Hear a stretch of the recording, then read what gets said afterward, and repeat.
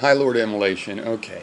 First of all, I had a lot of responses to you, and it's stimulating, and I like just to give my responses without, filtering them too much. Maybe you'll get a hint, tip of the iceberg of some bigger mistake of me. But I am going to organize them a little bit. I don't want to just make one long video and then be starting points that are somewhat separate right in the middle of a video. So I'm going to split them up. Viewers may not want to watch all of them or whatever. That's up to them.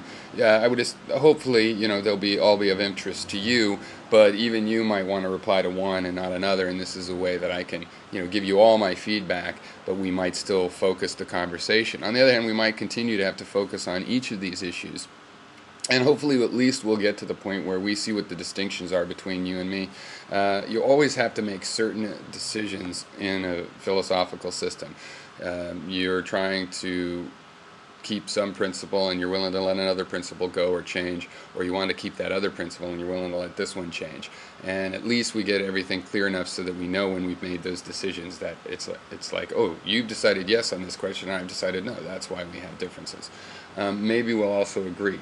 Now, I also want to tell you that I am in a tradition of philosophy that is not the same tradition that you're talking about. I'm familiar and have studied the tradition you're talking about. I'm familiar with these examples of the morning star, evening star, the epistemological terms as you're breaking them down. I accept a lot of the terms and make different answers about phenomenology or how I interpret the word, the concept of noumena and this kind of stuff.